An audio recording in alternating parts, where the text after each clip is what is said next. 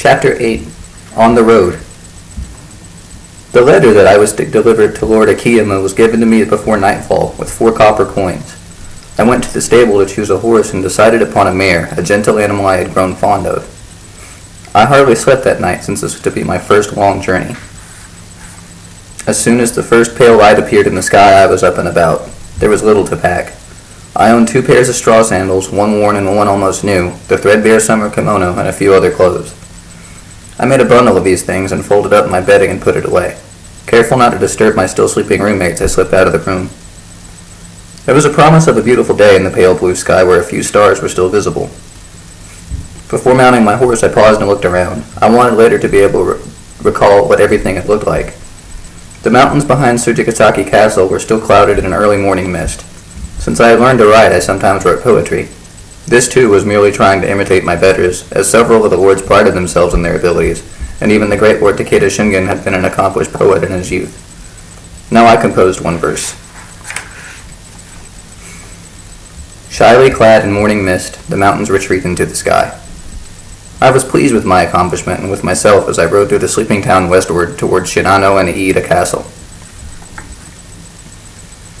It was just in the beginning of the 5th month. Greenery was sprouting everywhere, and in the valley the newly planted rice stood like little soldiers in long, orderly rows in the paddies.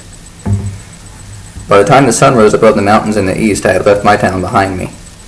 Mid-morning, I stopped by a small shrine surrounded by tall pine trees whose shade invited a traveler to pause on a sunny day.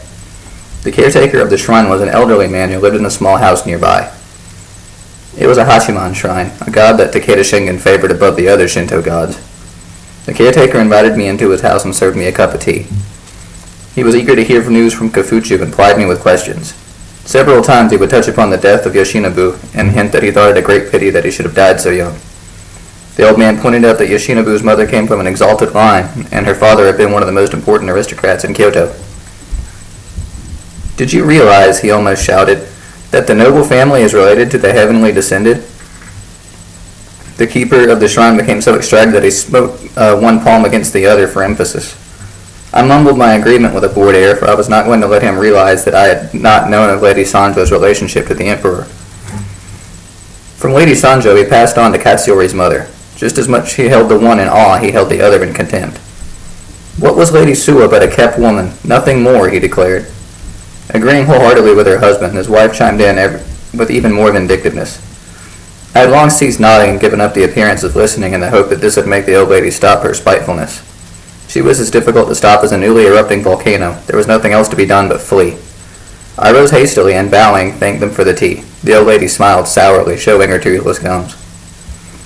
Once again seated on the back of my mare, I could not help but think of the sad fate of Lady Suwa.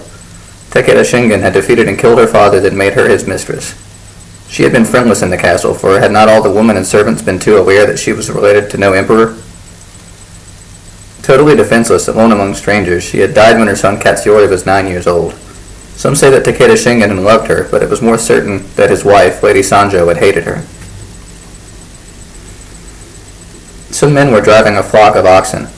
I held my horse and watched them. As they passed, the men bowed, and my face flushed with pleasure.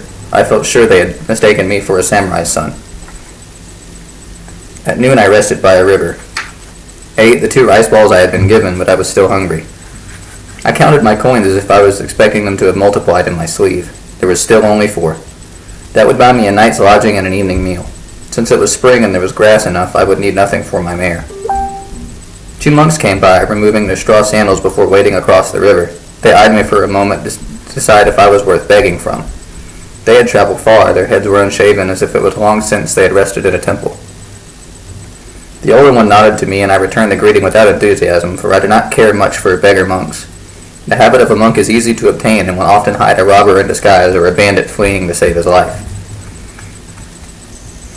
In the small village in the borderland between Kai and Shinano, I found an inn where I could have shelter and an evening meal for 3 of my 4 coins.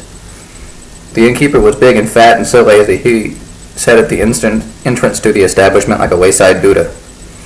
He had a whole flock of female attendants who equally performed all tasks at their master's command. Their roundness gave me hope of a good meal, and I was not disappointed. A fresh fish was the main attraction. There were mushrooms and leeks and rice cooked with beans, prepared not in my honor, but because it was the 7th anniversary of the death of the innkeeper's father.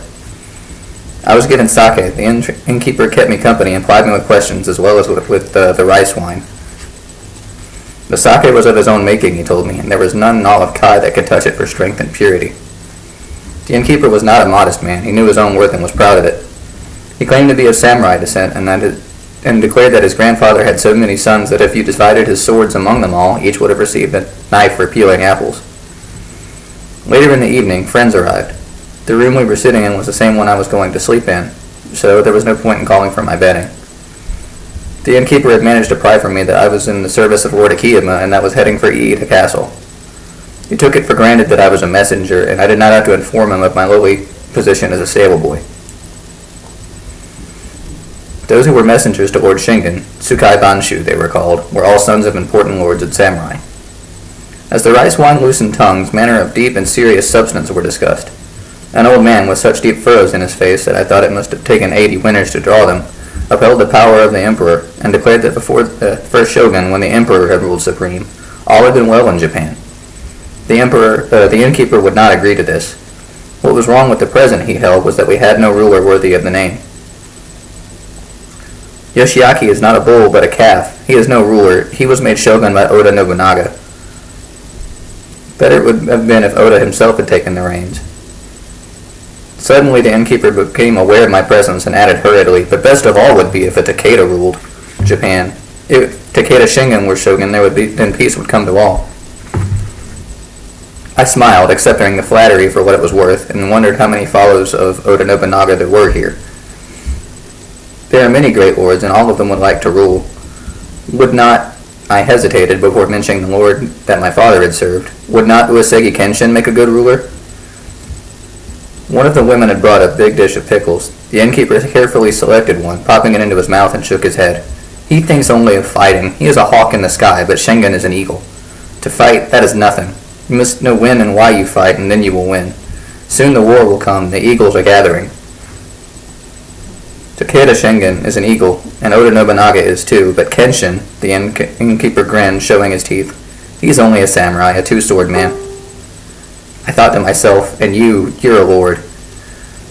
I felt certain that each night when the innkeeper retired to sleep and closed his eyes, he was transformed into one of the great lords of Japan that ruled the country until daybreak, and it made him again a poor innkeeper in a small and unimportant village. Now, if only the emperor, the old man began, but he got no chance to finish, for at that moment the innkeeper's brother arrived. Taking advantage of the new arrival, the innkeeper suggested I might want to sleep, and they all retired to the kitchen. I had no wish to continue the discussion, though it was quite plain I was not invited to partake further in the party. Bowing politely to them all, I excused myself and went outside to see how my mare was. She was grazing peacefully in a small fenced field. Below the inn was a flooded paddy field. The moon had come out and was reflected in the water. Not a breath of air moved. In the stillness, I tried to compose a verse. Inside the mirror of the rice field, the moon hides, yet the wanderer found it. The last part did not satisfy me, and I returned to my room. I was lucky to be the only guest. I had feared the company of ronin, masterless samurai, a little better than robbers. As I laid down, I reflected on the innkeeper had been right in one thing in the least. Soon a great battle would take place to decide who was to rule Japan. If, I thought as my eyes closed, Takeda Shingen became shogun and the master of the whole country, then Lord Akiyama might become... And then I fell asleep and dreamed of my masters and my own greatness.